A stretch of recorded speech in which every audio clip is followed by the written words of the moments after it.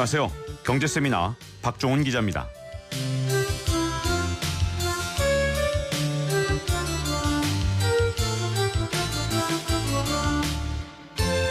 러시아 우크라이나 전쟁, 그리고 급격한 미 연준의 금리 인상, 경기 침체 우려, 미중 갈등 심화 등 온갖 불안 요인으로 세계 경제의 불확실성과 변동성이 커지고 있는데요. 이런 불안한 상황 속에서 국내 및 국제 경제 이슈를 조명하고 정부 정책과 내년 경기 변동을 조망해보기 위해 KPC 한국생산성본부는 2023 경제전망 컨퍼런스를 열었습니다. 오늘은 이 한미 FTA 협상 등에 참여했던 재현정 한국무역협회 워싱턴 지부장의 강연, 이 미국의 인플레이션 감축법 시행과 국제통상 무역 환경의 변화를 김성애 리포터가 취재했습니다. 어서 오세요. 네, 안녕하세요. 세계가 또 하나의 변곡점을 거치고 있죠. 이번 교육은 유료 강연으로 인플레이션에 따른 경제 위기 해법을 모색하기 위해서 12월 12일 월요일 서울 종로구에 있는 한국생산성본부 강의장에서 오전 9시 30분부터 오후 5시 30분까지 온오프라인으로 동시에 진행되었습니다. 지금 말씀하신 것처럼 러시아와 그 우크라이나 전쟁의 장기화나 또 높은 물가 상승률, 그리고 급격한 기후 변화와 글로벌 공급망 차질 등은 국내 경제에서 가장 큰 리스크가 될 것으로 전망하고 있는데요. 개인이나 기업들이 이런 변화를 예측하고 앞서 준비하는 데 많은 도움이 된 그런 세미나였습니다. 네, 그러면 지금부터 한국무역협회 재현정 워싱턴 지부장의 2023 경제전망 컨퍼런스 통상무역 부분에 대한 강연을 함께 들어보시겠습니다. 저는 사실 솔직히 말씀드리면 한국에서 태어나서 한국에서 계속 자랐습니다. 처음으로 지금 미국에 나왔고요. 어떻게 보면 외국에 사는 거, 그리고 외국에서 일하는 것 자체가 저도 처음입니다. 또 여기 워싱턴은 사실 뭐 어떻게 보면 대관의 메카인데 여기서 많은 사람 만나서 얘기 듣고, 특히나 여러분 뭐 아시다시피 또 굉장히 11월에 중요한 중간 선거가 있었습니다. 이런 부분 점검하면서 저 개인적으로도 굉장히 그 뜻깊은 나날을 보냈거든요.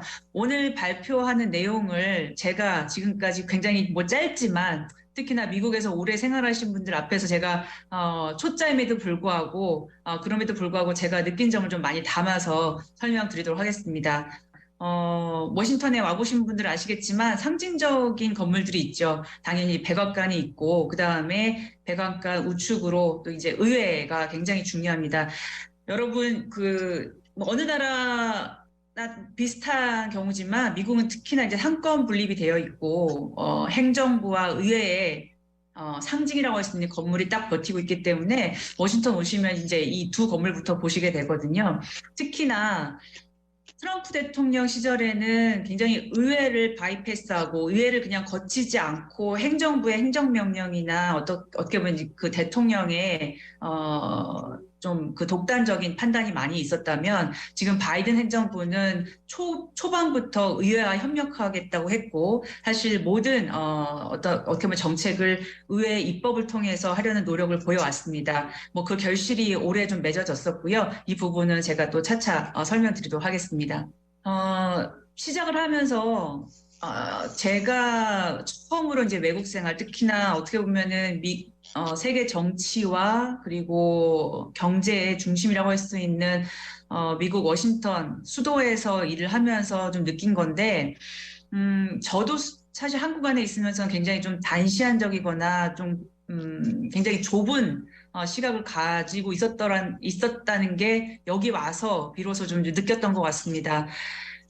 여기 와보니 이제 미국은 아무래도 조금 더 길게 호흡을 하고 훨씬 더 어떻게 보면 국가의 차원에서 벗어나서 전 세계를 보는 시각을 좀 배울 수 있었던 것 같은데요.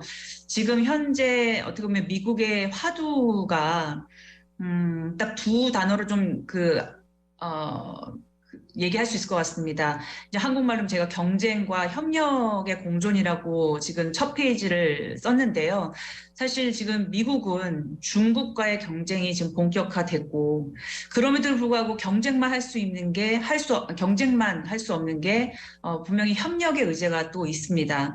지금 보시면 이제 미중 경쟁은 뭐 한 몇 년 전 트럼프 행정부에 있을 때부터 뭐 미중 경쟁은 시작됐지만, 그때만 해도 뭐 바이든 대통령이 당선됐을 때 미중의 어떤 이런 텐션이 좀 완화되지 않는가라는 어떻게 보면 좀 전망이 있었던 것 같은데 추측도 있었고 하지만 이 미중 경쟁은 사실은 어떤 행정부가 들어서건 간에 민주당이 정권을 잡던 공화당이 정권을 잡던 미중 경쟁은 이제 그냥 디폴트까지 된 것 같습니다.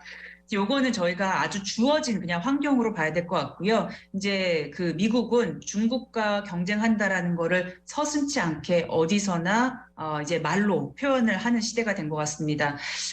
잘 보시면요. 사실은 그 미국의 행정부나 의회 사람들이 연설을 하거나 발표하는 어떤 내용들, 그리고 특히나 미국 사람들은 꼭 공식적인 어떤 뭐 발표 장소가 아니더라도 대학교나 아니면 싱크탱크나 이런 데서 발언을 하는 내용들이 본인들한테는 공식적인 발표입니다. 그래서 그러한 내용들을 저희가 잘 봐야 되고 거기서 어떤 단어들을 쓰고 또 어떠한 그 화두를 제시하는지를 봐야 되는데 이제 트럼프 뭐 행정부 때는 물론 트럼프 대통령은 굉장히 그 직설적인 표현을 썼습니다만 문건상으로는 행정부에서나 아니면 의회에서 나오는 문건상에는 사실 중국을 경쟁의 대상 그리고 뭐 어떻게 보면 옛날 냉전 시대의 어떤 개념으로는 주적의 대상으로 특정지어서 표현을 하지 않았었습니다.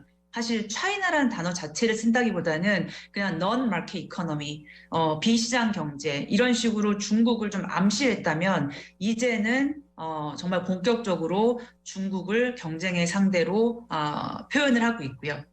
자, 그래서 이제 미중 경쟁이 본격화돼서 미국은 중국을 견제하는 어떤 방법으로서 일단 기술 격차를 내는 게 제일 과제인 것 같습니다. 뭐 아시다시피 여러분 그 반도체 관련돼서 그리고 전기차, 배터리, 그다음에 수많은 뭐 저도 사실 그런 뭐 과학 기술 부분 잘 모릅니다만 앞으로 발전한 부분에 있어서 미국이 앞서 나가야 되고 중국이 이런 걸 뒤쫓아오는 것을 시기적으로 좀 늦추기 위해서 굉장히 노력을 하고 있습니다. 그래서 앞으로 이제 미국의 방향은 기술 경쟁, 뭐 지금 몇 년 동안도 그래 왔습니다만 이 기술력을 키우는 어떻게 보면 여러분 그 미국이 사실 수십 년 동안 그 제조업에서 사실 서비스로 넘어갔었고요. 지금 제조업 기반은 미국은 많이 무너져 있습니다. 제가 한국에서 그냥 듣고 느꼈던 것보다 현지에 와서 보니 사실 지금 미국은 어떻게 보면 그 제조업을 다시 영광을 되찾으려 하지만 그 기반이 너무나 많이 무너져 있고 경쟁력이 굉장히 부실한 상황입니다. 이걸 되돌리려고 사실은 뭐 리쇼어링, 온쇼어링, 뭐 프렌드쇼어링까지 얘기하고 있는데 그게 과연 얼마나 효과가 있을지는 저희가 지켜볼 부분인데 그럼에도 불구하고 여기에 지금 총력을 다하고 있는 모습입니다. 그러다 보니 사실 미국이 수십 년 동안 중국뿐만 아니라 많은 개도국들이 산업 전략을 펼쳐온 것에 대해서 비판을 했지만 지금 미국이 앞서서 산업 전략을 하고 있고요. 뭐 반도체에 대해서 지원을 하고 있고 반도체뿐만 아니라 미래를 선도할 기술에 대해서는 산업 전략을 대놓고 지금 내놓고 있습니다. 자, 이렇게 기술 경쟁을 하다 보니 이 기술 경쟁을 위해서 필요한 부분, 이제 히토류라고 우리는 표현을 많이 하는데 이 원천이 되는 광물들, 그리고 에너지원, 이게 굉장히 중요해졌습니다. 여러분 아시다시피, 지금 뭐 우크라이나 전쟁도 그 러시아가 에너지를 가지고 굉장히 이거를 무기화하고 있고요. 이 에너지 의존도가 유럽이 에너지 의존도가 러시아에 높았기 때문에 이거에 대해서 지금 굉장히 또 피해를 입고 있고 고통을 겪고 있습니다. 앞으로 이런 뭐 오일이나 천연 에너지뿐만 아니라 배터리 이런 쪽을 그 앞으로의 그 미래 산업을 하다 보면 히토류라 하는 게 사실 언어 하나로 지금 저희가 규정되는 게 아니지 않습니까? 여러 가지 정말 희소한 광물들이 앞으로 수요가 넘쳐날 거고 이거에 대한 또 국가 간의 경쟁이 굉장히 치열해질 거라는 거를 여기저기서 얘기를 하고 있습니다. 또 한편으로 제가 아까 경쟁뿐만이 아니라 미국이나 EU나 선진국이 중국이나 그 개발도상국의 손을 잡을 수밖에 없는 부분이 바로 초국경 문제들입니다. 저희가 뭐 얼마 전까지 지금도 사실 뭐 한국에서는 지금 마스크를 쓰고 계신데 코로나가 끝나지 않았습니다. 이 코로나로 저희가 이 초국경의 문제들 생각지도 못했던 이런 바이러스 문제들이 일어났다는 걸 저희가 이미 경험을 했고요. 그것뿐만 아니라 이제 환경 저희가 지금 그 뭐 지구 온난화를 겪으면서 이걸 타개하기 위해서 국가들이 협력해야 된다는 거는 이미 굉장히 공감대가 많이 확산되어 있습니다. 실제로 국가들이 지금 이산화탄소를 줄이기 위해서 노력을 하고 있고 타겟을 정했는데요. 이런 초국경 문제를 해결하기 위해서는 저희가 경쟁만 해서는 안 되고 협력할 수밖에 없는 부분이 분명히 있습니다. 근데 이렇게 협력을 하면서도 환경 자체가 어떻게 보면 환경 기술이 필요하고 그 기술을 선도하는 국가들이 또 앞서 나갈 수밖에 없습니다. 이런 환경 정책이 펼쳐 나갈 때 좀 더 앞서서 앞을 내다본 기업들은 아무래도 이제 훨씬 더 많은 또 부를 창출할 수 있을 거고요. 이런 거에 뒤처지는 그 기업들은 어떻게 보면 또 도태될 수밖에 없는 상황입니다. 그래서 이렇게 경쟁과 협력이 마구 섞여서 돌아가는 시대라고 보시는 게 좋을 것 같고요. 제가 이런 말씀을 굳이 처음에 드리는 이유는 저희가 매년 1년이라는 어떤 시간의 단위가 있기 때문에 1년을 짚어보고 전망을 합니다만 저희가 조금 더 긴 호흡으로 세상을 바라보는 게 필요하다는 그런 의도에서 첫 번째 이 화두를 제시해 드렸습니다. 자, 지금 미국이 가장 이제 핵심적으로 저희가 중점적으로 하고 있는 부분은 중국과의 지정학적 경쟁입니다. 이거는 제가 꼭 더 강조하지 않아도 다 아실 것 같고요. 근데 제가 이거는 꼭 미국에 와서뿐만 아니라 한국에 있을 때부터 느꼈던 건데 과연 이제 이 미국과 중국의 경쟁이 시작이 됐는데 이건 경제 전쟁일 수도 있고 아니면 또 군비 전쟁일 수도 있습니다만 사실 이전에 소련과 미국으로 대치됐던 수십 년간의 냉전 시대와는 또 다른 양상을 보이고 있습니다. 가장 큰 다른 점은 소련과 미국은 어떻게 보면은 군비 경쟁을 하고 안보적인 어떤 경쟁이었다면 그때 당시에 두 나라는 경제적으로 서로 의존도가 크진 않았죠. 자, 그런데 이 중국과 미국은 물론 가장 제가 개인적으로 크게 보기에는 서양과 그다음에 동양의 첫 충돌이라고 해야 되나요? 문명의 충돌이라는 책도 있지만 그런 충돌과 함께 이 충돌 이전에 이미 미국과 중국이 굉장히 경제적으로 의존도가 높아졌다라는 거. 어떤 대치 관계가 아니라 경제적으로 먼저 굉장히 서로 긴밀해진 다음에 이런 경쟁 관계가 시작된다라는 게 이전의 냉전 시대와는 굉장히 큰 다른 점이라고 생각합니다. 그러다 보니 미국이 중국을 견제하고 견제하기 위한 정책을 써야 되는데 쉽지 않은 거죠.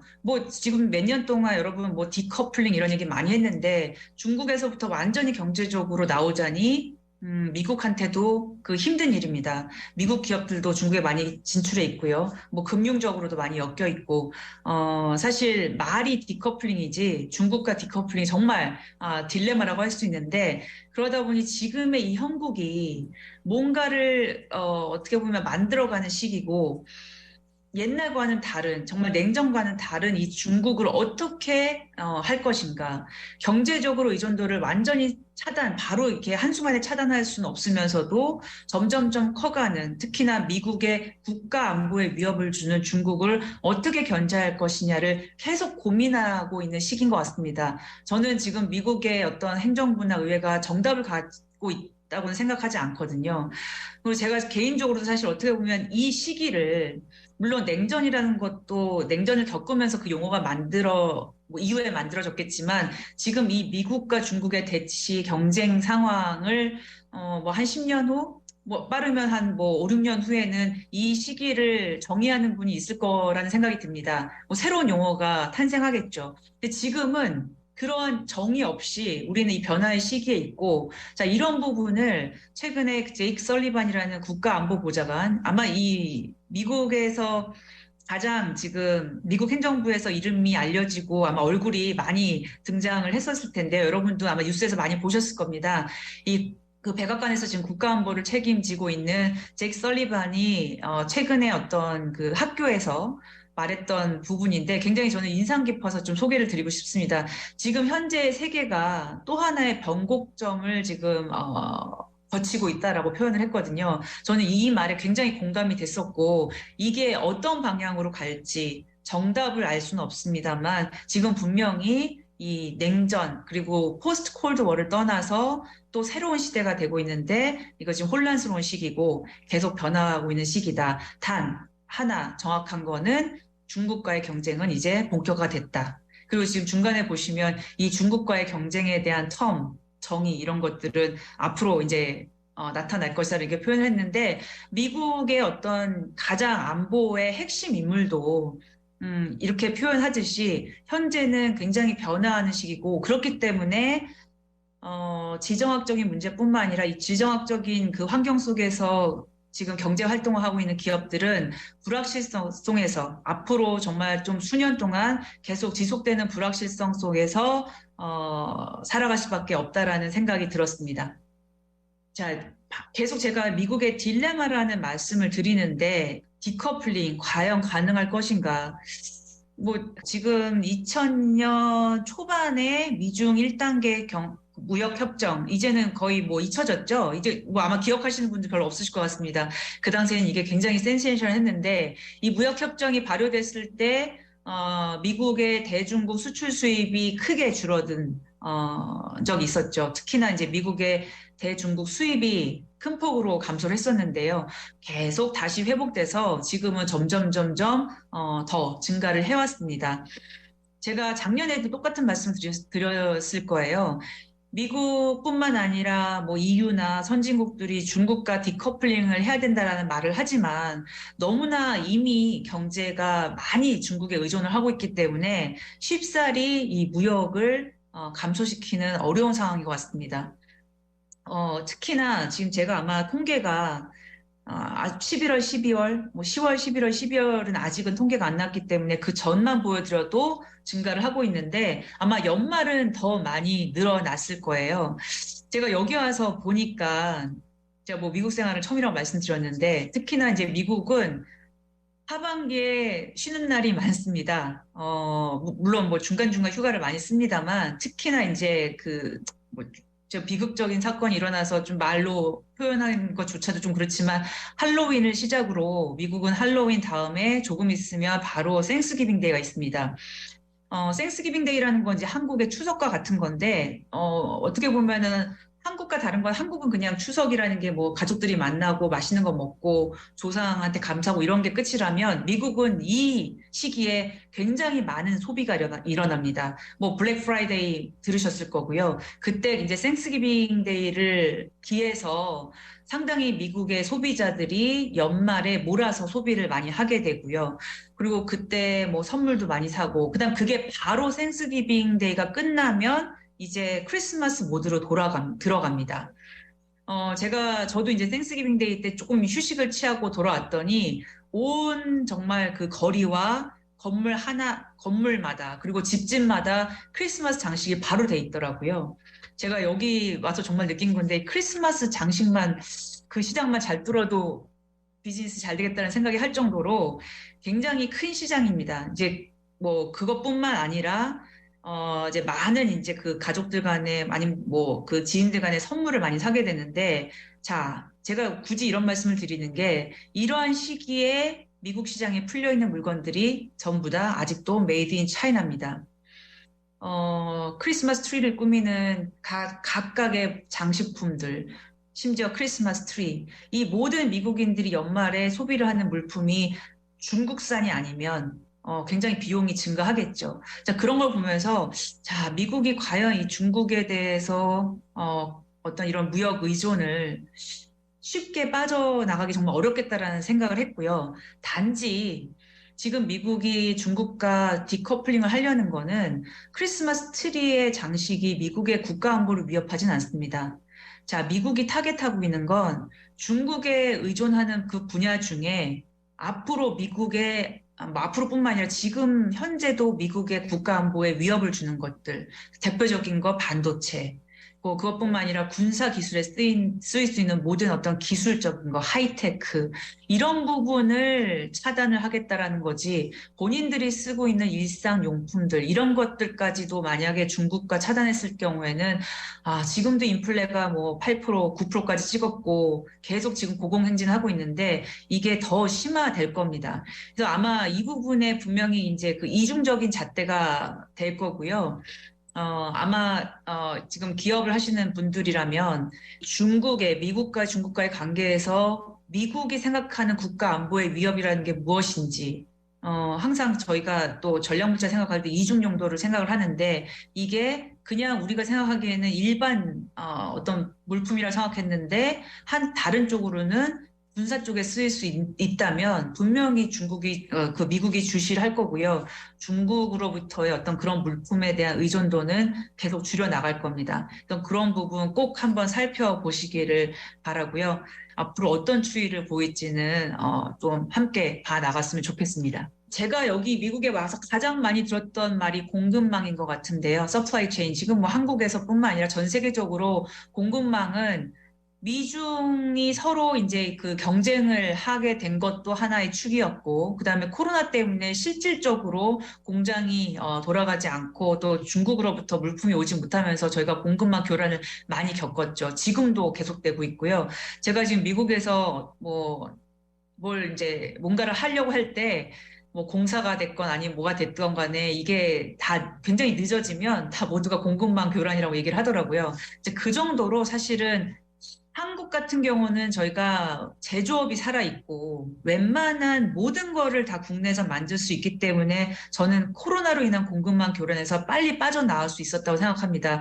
여러분 그 마스크만 생각을 하셔도요. 초기에는 굉장히 저희도 마스크가 모자라서 애를 먹었지만 빠른 시간 내에 정말 낮은 종류의 마스크가 탄생을 했죠. 여기 미국은 그런 거 없습니다.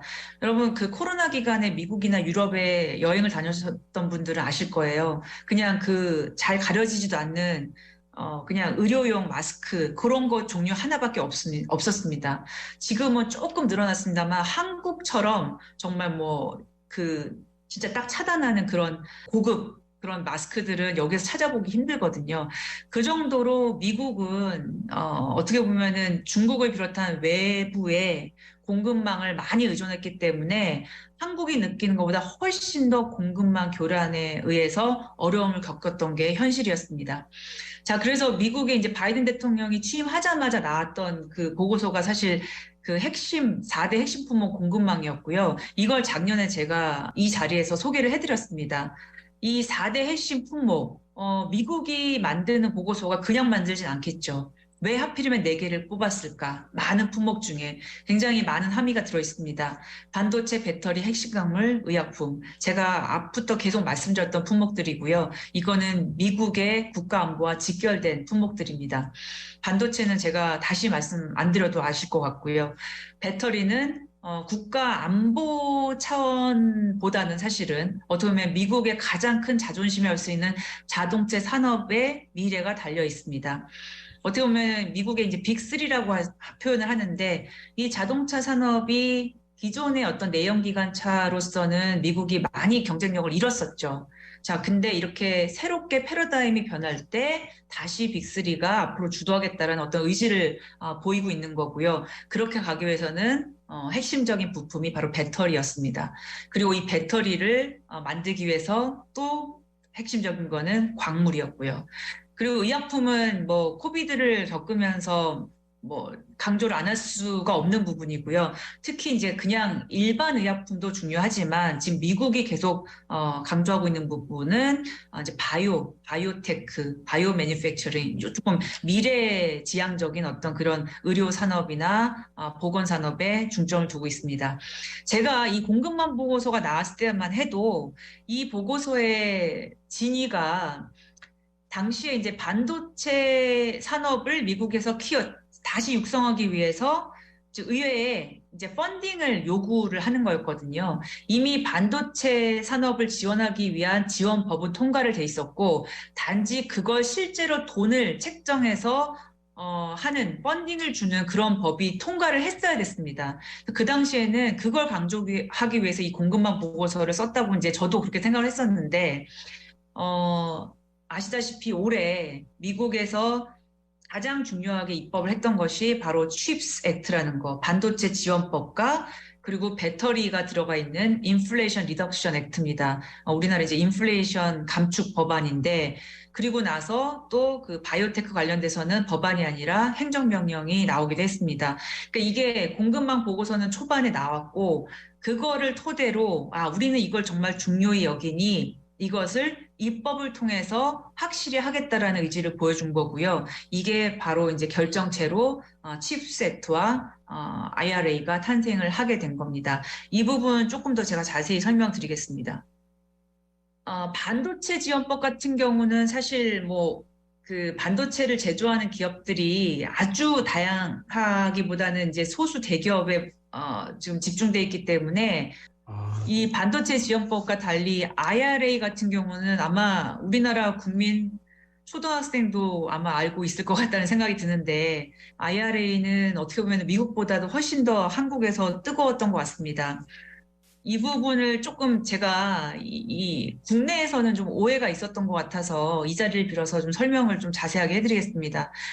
미국이 이제 바이든 행정부가 들어서고 아까 말씀드린 것처럼 이제 그 서플라이 체인 보고서도 내고요. 중점을 뒀던 거는 중국과 견제하기 위한 법안과 그리고 미국의 빌드백 베러라는 거는 미국의 제조업, 미국의 새로운 다시 과거의 영광을 되찾기 위한 이러한 법안들이 이제 중점을 이뤘습니다. 첫 번째로 이제 대중경제법안을 많이 이제 강조를 했었는데요. 대중경제법 자체는 초당적인 지지를 받을 수밖에 없습니다. 제가 아까도 말씀드렸다시피 공화당이나 민주당이나 중국을 견제해야 되겠다라는 어떤 그런 목표에 대해서는 목소리를 같이 하고 있거든요. 자, 그래서 대중경제 법안이 먼저 진행이 됐었고요. 그리고 또 다른 편에서는 빌드백 베러라는 법안이 진행을 되고 있었습니다. 자, 그런데 여러분 이제 이 법안이 통과한 과정을 보시려면 사실 미국의 의회의 그 입법 절차를 잘 이해를 하셔야 되거든요. 저도 처음에 와가지고 그게 너무 헷갈려서 따로 공부를 할 정도로 이제 한국과는 차이가 큽니다. 특히 미국은 상원, 하원 두 양원이 있고 그다음에 이제 절차 자체가 이제 까다롭게 돼 있는데 뭐 심플하게 좀 말씀드리자면 하원은 과반수만 넘으면 법안을 일단 통과시킬 수는 있습니다.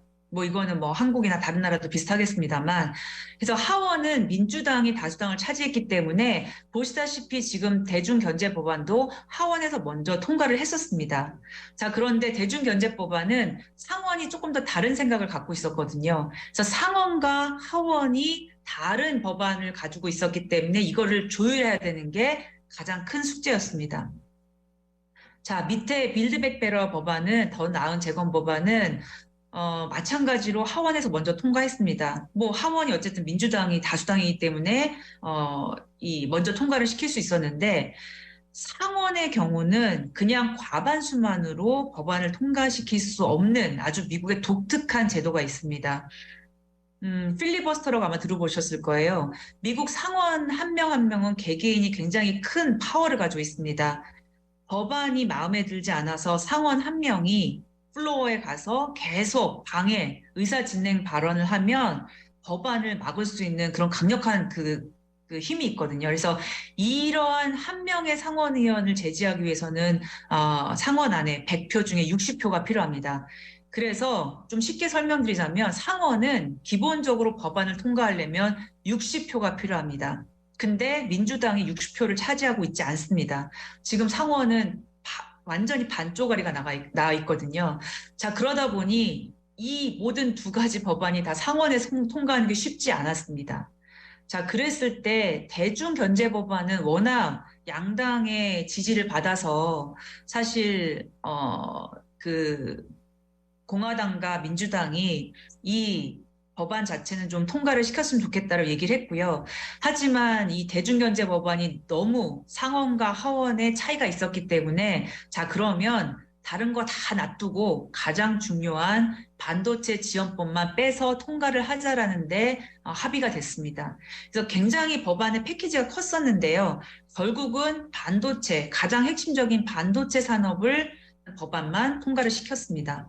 자, 그때 공화당이 민주당을 밀어줬던 하나의 그 전제 조건은 대신 빌드백 베러 법안은 니네 마음대로 통과시키면 안 된다라는 게 전제 조건이었거든요. 자, 그런데 여러분 이 법안이 통과되는 어떤 큰 그림에서 보셔야 되는 게 11월에 중간 선거가 있었습니다. 어느 나라나 선거가 있으면 폴리틱스, 정치가 굉장히 이제 복잡해지죠. 중간 선거를 두고 공화당은 민주당한테 선물을 주기 싫었거든요. 민주당이 자기의 치적이라고 할 만한 법안을 통과시키는데 도움을 주고 싶지 않은 게 당연합니다. 자, 그런데 빌드백 베러 법안은 이미 하원을 통과했고 상원을 굉장히 통과하기 어려운 상황이었는데요. 요거는 이제 조금 그 복잡한 내용이라 나중에 정말 자세한 내용은 저희 워싱턴에서 쓴 보고서를 좀 참고하시면 될 것 같고요. 아까 말씀드렸다시피 상원에 60석이 찬성을 해야만 법안이 통과하기 쉬운데 이 빌드백 베러 법안을 민주당이 어떻게 만들었냐면 50명만 딱 과반수만 찬성을 해도 통과를 할 수 있는 법안의 형태로 만들었습니다.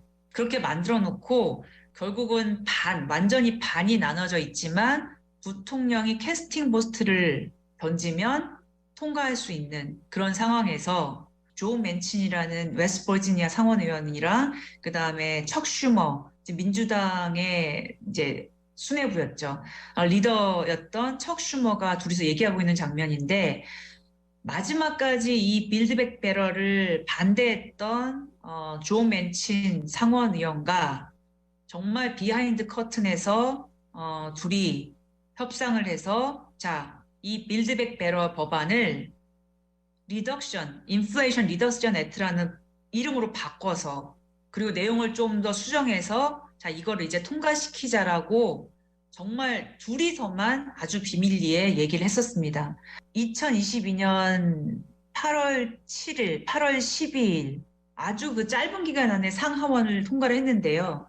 상원 통과하기 바로 직전에 이 IRA가 발표가 됐고 사실 이 IRA가 발표되는 그 날까지도 이 두 의원 외에는 워싱턴 내에 이 IRA의 존재 자체를 아무도 몰랐었습니다. 이거는 뭐 한국 여기 워싱턴에서 일하는 대관 팀들뿐만 아니라 여기에 있는 모든 수많은 로펌과 로비스트들조차도 전혀 몰랐다라는 게 뭐 저도 여기저기 많이 물어봤었는데 그럴 수밖에 없는 게 이렇게 두 의원이 모의를 해서 정말 비밀리에 해가지고 IRA를 탄생시키는 거를 알았다면 아마 공화당에서 무조건 이 칩스 액트를 반대를 했을 거거든요. 그러니까 조용히 일단 칩스 액트가 통과할 때까지 기다렸다가 아주 전격적으로 이 두 의원이 IRA를 발표를 한 겁니다. 굉장히 이 미국 정치에서 보여주는 재미있는 저는 스토리라고 생각을 하고요.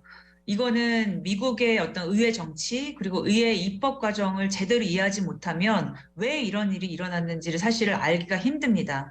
제가 안타까웠던 건 이러한 어떤 일련의 과정을 이해하지 않고 이 IRA가 왜 나왔는데 한국은 아무도 몰랐을까? 누군가가 잘못한 것이 아니냐라고 어떻게 보면은 계속해서 블레임만 했던 것 같거든요. 사실 이 미국 안에 워싱턴 안에 있었던 인사이드에 있는 사람들조차도 이거는 아무도 몰랐고 알 수도 없었던 거라고 얘기를 하는데 한국에서 조금 이거에 대해서는 오해도 많이 있었던 것 같고 그것 때문에 좀 나라 안이 다 시끄러웠던 것 같습니다. 그래서 바깥에서 지켜보기에는 좀 안타까움이 굉장히 컸어서 제가 그 8월 달에 바로 보고서도 썼었고 그다음에 이 자리를 빌어서도 좀 제가 복잡한 내용입니다만 설명을 해드렸습니다. 조금 더 자세한 내용들은 칩스 및 IRA 법제화와 그다음에 미국의 입법 과정이라는 보고서를 참고하시면 좋을 것 같습니다. 자, 이렇게 지금 두 가지 법안이 통과를 하면서 사실 민주당은 11월 중간선거 전에 굉장히 큰 이제 치적을 만들어낸 거죠. 그 이전에 인프라 법안이 하나 통과를 했었습니다. 자, 그러다 보니 민주당이 계속적으로 자기들이 하겠다고 했던 인프라를 재건하는 법안이 하나 통과했고요. 그리고 미국의 국가안보에 가장 중요한 반도체 산업을 육성하는 법안을 통과시켰고 그 다음에 여러 가지 그 배터리는 굉장히 작은 거에 하나고요. 어떤 그 미국의 지금 민주당이 하고자 했던 에너지와 환경과 모든 거를 다 넣은 이 IRA가 통과를 하게 된 겁니다. 이 IRA 통과하고요. 백악관에서 축하 파티까지 했을 정도로 굉장히 이거는 중요한 법안이었고 민주당한테는 아주 핵심적인 어떻게 보면 중간 선거에서 민주당이 좀 말하자면 표를 많이 확보할 수 있었던 그런 법안, 대표적인 법안이라고 할 수 있습니다. 자, IRA는요, 법안을 직접 보신 분이 계실지 모르겠습니다만은 700페이지가 넘습니다. 이거 다 읽어본 사람도 많지 않고요. 그 중에 우리나라에서 가장 문제가 됐던 그 전기차에 대한 크레딧, 보조금에 대해서는 몇 장 되지도 않습니다.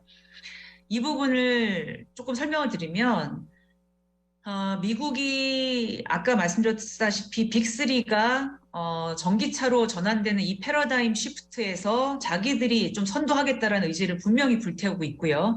그리고 이러한 어떤 전기차의 모든 서플라이 체인을 미국뿐만 아니라 북미 지역에 가져오겠다는 게 요체입니다.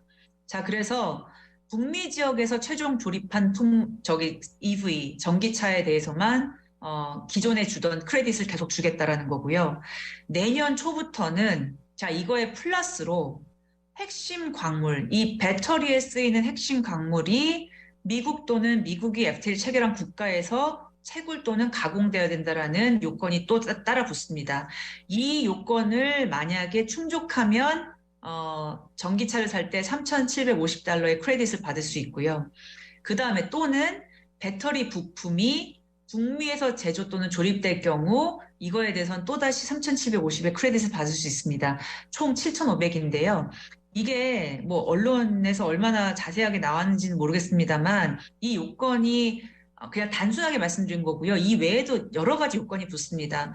그러니까 여러분이 미국에서 미국 소비자가 전기차를 살 때 $7,500의 크레딧을 받을 수 있다는 거거든요. 굉장히 큰 금액이죠. 크레딧을 받으면 이제 싸게 살 수 있기 때문에. 자, 그런데 여기서 보시면 핵심 광물을 미국 또는 미국이 FTA 체결한 국가에서 가져온다라는 거의 요건은 지금 대부분의 전기차가 충족하기 어려운 요건이라는 걸 모두가 알고 있습니다. 이거는 뭐 한국에서뿐만 아니라 미국 내에서도 이건 아마 내년에 이 요건을 맞출 수 있는 브랜드가 없을 거라는 게 공론화돼 있고요. 단지 배터리 부품을 북미에서 제조하는 것을 할 수 있느냐, 이것도 아직 미지수입니다. 뭐 일부 브랜드는 할 수 있다라는 얘기도 있습니다만 못하는 브랜드가 아직은 많을 것 같고요. 그만큼 아시다시피 배터리 부품이나 핵심 광물은 미국이 아닌 북미 지역이 아닌 다른 지역에서 다 가져오거나 제조돼서 오고 있는 실정입니다. 이거를 미국 안으로, 북미 안으로 끌어오겠다라는 게 이제 미국의 의지인 거고요. 앞으로 차차 그렇게 해나가겠다는 겁니다. 아마 핵심 광물을 미국 또는 미국의 FTA 체결한 국가에서 가져온다는 거는 앞으로도 상당히 어려워 보이고요. 왜냐하면 아시다시피 이 핵심 광물은 중국에 대한 의존도가 제가 알기로 60%가 지금 현재 넘는 걸로 알고 있습니다. 중국이 아닌 다른 나라에서 얼마나 가져올 수 있을지. 그리고 미국도 희토류가 있습니다만 미국은 환경적인 문제 때문에 이 안에서 채굴이 거의 금지되어 있습니다. 앞으로도 될 가능성이 굉장히 희박하고요. 자, 그럼 도대체 어디서 이 핵심 광물을 가져올 수 있을지 그게 관건이고요. 배터리도 북미에서 제조 또는 조립되는 거를 앞으로 지향을 합니다만 이게 그렇게 하루아침에 바로 모든 뭐 공장을 뜯어서 미국에 올 수 있는 게 아니기 때문에 아마 이 요건을 맞춘데도 시간은 좀 걸릴 것 같습니다. 그리고 이것뿐만이 아니라 여러분 그 뭐 테슬라 다들 아시죠? 테슬라가 이제 비싼 전기차도 있고 좀 이제 요즘에는 그 조금 저렴한 것도 나왔는데 아주 비싼 하이엔드의 전기차를 살 때는 이 크레딧을 받을 수 없습니다. 그리고 소비자들의 소득에 대해서도 요건이 있거든요. 그래서 이 많은 요건들이 맞춰져야만 $7,500의 크레딧을 받을 수 있는 거라 아직 그 누구도 내년에 이 크레딧을 얼마나 받을 수 있을지 그거에 따라서 우리나라 그 완성차에 어떤 영향을 줄지는 그 누구도 지금 장담할 수 있는 상황은 아니라는 말씀을 꼭 드리고 싶었습니다. 자, 그리고 이 지금 미국이 IRA 배터리 요건, 그 배터리 EV 자동차에 대한 크레딧 요건을 하면서 뭐 말씀드렸습니다만 전기차의 서플라이 체인을 북미로 가져오겠다. 왜 하필이면 캐나다랑 멕시코를 끼웠을까라고 생각하실 텐데 여러분 빅3는요 미국에만 있지 않습니다. 캐나다는요 그냥 미국이랑 똑같이 보시면 되고요. 자동차 산업에서 멕시코에도 공장이 돼 있기 때문에 이 미국의 빅3가 서플라이 체인이 다 아우르려면 미국뿐만 아니라 북미를 다 아울러야 된다라는 그거 좀 생각하시면 될 것 같고, 자, 이 안에서만 이제 하겠다. 모든 EV의 서플라이 체인을 가져오겠다라고 했는데, 자, 미국이 이렇게 한 또 배경에는 저도 사실 이거는 최근에 좀 안 사실입니다. 그리고 이 컨설팅 회사에서 나온 건데 요걸 지금 최근에 아주 최근에 그 파이낸셜 타임즈에서 인용을 했습니다. 놀라운 사실이 이미 지금 EU는 미국과 달리 중국의 전기차 공장을 많이 가지고 있고요. 물론 테슬라도 중국에 투자를 많이 했습니다. 뭐 트럼프 행정부 때 어떤 그런 미국 견제 정책에도 불구하고 테슬라는 더 투자를 했고요. 하지만 중국산 테슬라는 미국으로 오진 않습니다. 이 테슬라가 중국의 내수 시장과 그다음에 EU 시장을 타겟하고 있습니다. 테슬라뿐만 아니라 BMW, 뭐 르노 이렇게 그 EU의 브랜드들이 EV를 중국에서 만들어서 이미 굉장히 많은 부분 EU에 실어 나르고 있고요. 자, EU는 중국에게 내연기관차를 판매하지만 자, 중국에서 가는 EU로 가는 차는 점점점 내연기관차보다는 전기차가 많은 포션을 차지하고 있습니다. 자, 이런 상황이라면 미국은 IRA를 통해서 중국과 연계된 EV는 미국으로 들어오지 못하게 하겠다라는 정책을 이미 발표를 한 거고요. 입법을 한 상태인데, 자, EU는 그러면 미국판 IRA를 할 수 있을까요? 지금 EU는 시계를 거꾸로 돌릴 수는 없을 겁니다. 자, 미국처럼 입법을 하건 정책을 해서, 자, 이제부터 중국에서 만들어진 건, 중국에서 배터리를 장착한 EV는 EU 내에서 판매하는 데 있어서 불이익을 준다거나 아니면 어떤 크레딧을 준 데서 주지 않겠다든지 이런 정책을 하기는 굉장히 어려워 보입니다. 아마도 중국과 지금 EU의 관계를 보면서 미국은 미국 시장만이라도 좀 살리기 위해서 중국산 배터리나 중국산 EV가 활기를 치지 못하게 막기 위해서 선제적으로 이런 법안을 통과시킨 게 아닌가라는 생각이 듭니다. 물론 그렇게 해서 미국 내에서 만드는 미국의 빅3가 앞으로 패러다임 시프트에서 제일 잘 나갈 수 있는 어떤 뭐 선도할 수 있는 기업이 될 수 있느냐는 또 다른 문제입니다만 분명히 방향은 지금 미국이 자국 시장을 보호하는 측면으로 가고 있는 것 같습니다. 다음으로 이제 중간 선거를 말씀드리면요. 참 뭐 우리나라도 많이 분열됐다라고 표현을 하는데 미국은 정말 반으로 딱 짜게진 나라가 돼버렸습니다. 지금 하원 같은 경우는 이번에 물론 뭐 공화당이 다수당을 차지했지만 다수당이 이제 218석을 가져가야 다수당인데 지금 공화당이 221석 아주 근근히 뭐 아주 그 몇 표 차 안 나게 다수당을 차지를 했고요. 사실 이번에 민주당이 그동안 뭐 이렇게 보여준 게 시원치 않고 이렇게 뭐 딱 잘했다라는 걸 이렇게 보여준 게 없었기 때문에 공화당이 이번 선거에서 굉장히 유리할 거라는 얘기가 많이 돌았었거든요. 미국 내에서는. 그래서 레드 웨이브, 뭐 공화당의 어떤 그런 게 거세게 나올 거다라는 거에 기대와 전망과는 반대로 좀 공화당이 생각보다는 좀 고전을 했습니다. 어떻게 보면 이제 민주당이 잘한 거죠. 자, 민주당이 잘했던 거에는 제가 보기에는 뭐 그 전에 입법이 됐던 것도 도움이 됐습니다만 반대로 공화당이 지금도 사실 트럼프 입김이 굉장히 크거든요. 근데 이번에 트럼프 대통령이 뒤에서 지지했던 후보들이 많이 낙선을 했습니다. 그래서 최근에 지금 나오는 그 미국의 정치 뉴스를 보시면 자, 이제 트럼프 효과가 다 하지 않았냐. 다음 재선에서 대통령 선거에서 트럼프의 입지가 많이 약해질 거라 이런 얘기가 이제 나오고 있는 게 바로 이 선거의 결과에서 비롯된 겁니다. 자, 하우스도 공화당이 차지했지만 뭐 근소한 차이고요. 상원은 더더욱이 똑같이 반이 나눠져 있습니다. 하나 더 가져왔습니다, 민주당이. 이번에 이제 민주당이 한 석을 더 차지했는데 바로 직전에 뉴스를 보시면 민주당의 한 의원이 아리조나의 여자 상원 의원이 본인은 이제 민주당이 아니라 그냥 독립, 무소속으로 가겠다고 그 선언을 하는 바람에 지금 또 민주당이 하나를 잃었습니다. 물론 그 여자 아리조나 이제 그 상원 의원은 뭐 공화당 쪽에 표를 던질 생각은 없다고는 말은 합니다만 그럼에도 불구하고 이제 민주당이 아니라 아예 당적을 무소속으로 바꿨기 때문에 결국은 완전히 반이 나눠져 있는 그런 형국이 됐고요. 올해 9월에 그 이코노미스트에서 이런 미국의 분열된 모습을 this United States of America라고 표현을 했더라고요. 그래서 이 정도로 지금 미국이 굉장히 분열돼 있고 미국은 양쪽의 해안가는 민주당, 중간에 위치해 있는 주들은 공화당 이렇게 지금 나뉩니다. 근데 그 선거를 보면서 좀 재밌는 게 지난번 그 바이든 대통령이 되던 대통령 선거랑 이번에 중간 선거를 보면 전통적으로 공화당이었던 주들이 민주당으로 변하는 것들이 있고요. 또 민주당이었던 주가 공화당으로 변하는 거 있는데 특히나 전통적으로 공화당이었던 주들이 민주당으로 변하는 거 보면 서부의 조지아라든지 이런 그 주들이 있습니다. 그래서 앞으로 선거에서 이런 주들이 그게 이제 트렌드가 될 것인가 아니면 계속 스윙 스테이트로 그러니까 남을 것이냐라는 거는 앞으로 저희가 좀 계속 봐야 될 관전 포인트인 것 같습니다.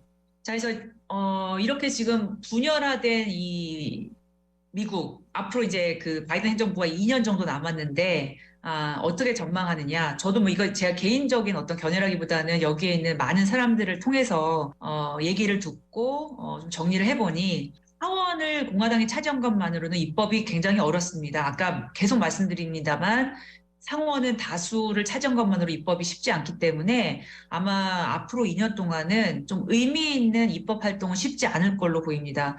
게다가 이제 공화당이 다음 대통령 선거에 집중을 해야 되기 때문에 바이든 행정부가 치적이 될 수 있을 만한 어떤 입법 활동은 절대로 도와주지 않을 겁니다. 그리고 대신 지난 2년 동안 바이든 행정부가 취한 정책에 대해서는 계속 트집을 잡고 조사를 하고 모니터링을 강화하는 그리고 보여주기. 이제 이렇게 바이든 행정부가 제대로 하지 못한다라는 어떤 상처 내기를 하는 거죠. 그래서 조금 소모적인 것들이 많이 있을 거라는 견해가 지금 팽배하고요. 그 다음에 의미 있는 입법 활동이 제한적이기 때문에 그러면 의회의 어떤 그런 입김이 없이 대통령의 고유 권한을 할 수 있는 행정명령이 증가할 수 있겠다라는 그런 예상도 하고 있습니다. 자, 그럼에도 불구하고 이게 뭐 다른 것과는 다르게 대중국 견제 정책은 초당적으로 계속 지지를 받고 있기 때문에 이게 뭐 하원이나 상원의 구성의 변화와 상관없이 대중국 경제 정책은 지속될까라는 것이 지금 전망이고요. 최근에 그 블링컨 국무장관이 얘기를 한 거에서도 보시면 이제 우리는 경쟁력을 키우기 위해서 투자를 할 거고 그리고 동맹국들과 우리가 이제 손을 잡을 것이고 그리고 이것을 토대로 중국과 경쟁하겠다라는 말을 아주 강하게 표현했습니다. 그래서 제가 앞서부터 계속 말씀드립니다만 미국은 자기들의 어떤 경쟁력을 키우기 위한 투자를 여기저기 많이 할 거고요. 그게 아마 미래 산업에 많이 집중이 되겠죠. 이제 그런 부분을 우리 기업들은 많이 봐야 될 거고, 그리고 정치적으로는 동맹국도가 같이 할 거기 때문에, 자, 우리나라에도 계속 지금 손을 내밀고 있고, 이런 것들을 우리가 전략적으로 어떻게 활용할 것이냐. 당연히 이거는 정치적으로 저희가 외교적으로 봐야 될 부분이고, 또 중국과의 경쟁에서 하는 견제 정책들이 우리한테 큰 피해가 되지 않게끔 저희가 잘 모니터링을 해야 될 것 같습니다. 마지막으로 한미 관계를 좀 짚어드리겠습니다. 지금까지 이제 미국의 정치라든지 뭐 이런 부분을 좀 보여드렸다면, 한국과 미국의 무역과 투자는 정말 사상 초유의 지금 발전을 하고 있습니다. 작년 기준으로 우리나라의 미국 수출, 대미 수출이 950억 달러를 기록을 했고요. 올해는 아주 무난하게 1000억 달러를 돌파할 걸로 보입니다. 제가 지금 그 발표하기 이전에 확인해 봤더니 우리나라 기준 통계를 봤을 때 이미 10월 기준으로 작년에 연간 수출액을 넘었기 때문에 뭐 아주 쉽게 올해는 1000억 달러를 넘을 겁니다. 수입도 계속 늘어나는 추세고요. 이렇게 이제 한미 FTA 올해가 10주년이었는데 10년 전에 한미 무역 통계와 금액과 지금의 통계를 보시면 정말 어마어마하게 많이 늘어났다는 거. 참 재밌게도 코로나가 있었는데도 불구하고 오히려 코로나 시기에 한미의 무역 금액은 아주 급성장한 것을 지금 확인하실 수 있습니다. 자, 투자는 더합니다. 미국은 이미 뭐 과거에 한국에 투자를 많이 또 해왔기 때문에 최근에는 이제 미국의 대한국 투자는 좀 주춤하고요. 대신 한국의 대미 투자는 2016년부터 상당히 빠르게 늘어났습니다. 매년 100억 달러가 넘게 저희가 투자를 하고 있고 미국에 올해는 아마 작년보다 더 늘어날 걸로 보입니다. 자, 코로나임에도 불구하고 그리고 어떻게 보면은 이게 뭐 경제 상황이 안 좋았음에도 불구하고 왜 이렇게 한국의 대미 투자는 많이 늘어날까 봤을 때 여러 가지 이유가 있을 것 같은데요. 일단은 미국 시장 자체의 중요성도 있고 하지만 지금 수년 동안 특히 트럼프 행정부 때 우리나라 주요 수출품에 대해서 많은 수입 제한 조치가 있었습니다. 여러분 뭐 철강은 수십 년 동안 우리 미국한테 반덤핑 상계 관세 게다가 트럼프 행정부 때 그 232조 조치까지 맞아서 고유 뭐 저희가 지금 그 쿼터로 묶여 있기도 하고요. 그 외에 우리가 또 많이 수출하는 자동차 같은 경우는 이번에 IRA라는 게 또 입법이 됐고 그다음에 우리 가전에서 많이 팔렸던 뭐 세탁기 이런 부분도 저희가 세이프가드라는 거에 걸렸었습니다. 그리고 배터리 같은 경우는 뭐 지금 그 눈에 보이는 어떤 제한 조치가 있지는 않습니다만 또 IRA랑 무관하지 않은 품목이고요.